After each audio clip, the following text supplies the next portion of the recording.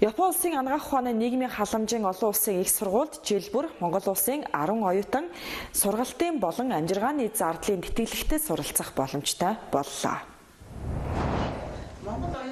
Боловсрол соёл шинжилх ухаан спортын сайд цогцлмаа Японы анагаах ухаан нийгмийн халамжийн олон улсын их сургуулийн төлөөлөл удирдах зөвлөлийн тэргүүлэгч ноён Кунинори Такагите өмнө нь Улаанбаатар хотод уулзаж хамтын ажиллагаа тэр дундаа Монгол оюутнуудад тэтгэлэг олгох асуудлыг тохиролцжээ. Зулмаар өнөөдөр талууд хамтын ажиллагааны санамжчигт гар үсэх зурлаа. Маш нарийн мэрэгжлийн эмч нарыг нарийн мэрэгжлийн мэрэгжилтнүүдийг энэ гэрээний үр дүнд бол бэлтгэж Монгол улс хүлээж авах юм аа.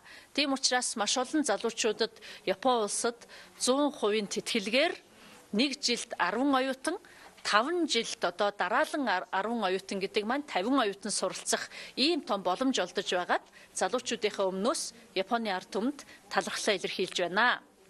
Япон улсын засгийн газар өндрөөр үнэлж 2017 оны 4 сард 40 жил олгогдоогүй ихэмж сургах анагаах ухааны их сургуулийг байгуулах зөвшөөрлийг бидэнд өгсөн юм а. Энэ сургууль маань нарийдаа олон улсын нисэх онгоцны буудлын хажууханд байгуулагдсан дэлхийн өнцөг булан бүрээс сайн хүмүүс ирж хичээн суралцж байна. Оюутнуудын гадаад орон дахь дадлагаас гадна Азийн улс орнуудаас оюутан судлаачдыг суралцуулан эмч багш нараа гадаадд томилолтоор ажиллуулж ирсэн.